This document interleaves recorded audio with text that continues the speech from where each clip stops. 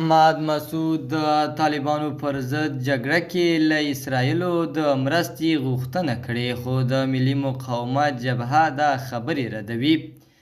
ښاغلی مسعود په دغه مرکه کې ویلي نه غواړي د افغانستان ولسمشر شي، خو په افغانستان کې د یو دیموکراتیک حکومت له جوړولو پلوي کوي. ښاغلی مسعود ویلي فکر کوم موږ ټول د تیارې، تروریزم او ناپوهۍ په وړاندې د بشریت د پرمختګ په خاطر یو بل ته باید سره لاسونه ورکړو.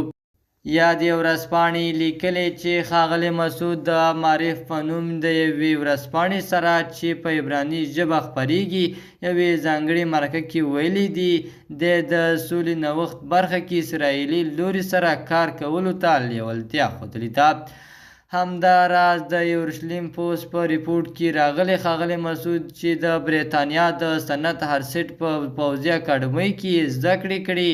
په 2021 کال کې واک ته د طالبانو له بیا ځلې رسېدو وروسته یې د ملي مقاومت په نوم جبهه جوړه کړې. په سلامونو مو هرکلی کوم د IFG نیوز چینل درنو لیدونکو، سلام، ستړي مشئ، وخت مو په خیر. پام راګرځوم د دې ساعت تازه او مهم خبر ته.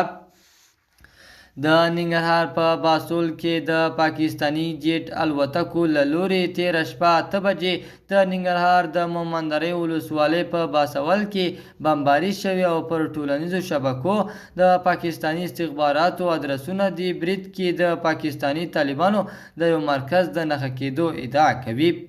له دغه برید څخه 13 ساعتونو تېرېدو وروسته هم طالبان چپ دي چې ښایي دوی د دوحې قرارداد پر اساس د افغانستان فضا په خپلو نږدې متحدینو خرڅه کړې وي. د طالبانو دفاع وزیر څخه هغه خپله خبره دې له یاده وتلې ده چې وایي میدان پرېښودل د بې غیرته سړي کار دی. د IFG نیوز چینل درنو لیدونکو، دا زموږ د دې ساعت چمتو شوی خبر. تر بیا ښې چارې، د الله په امان.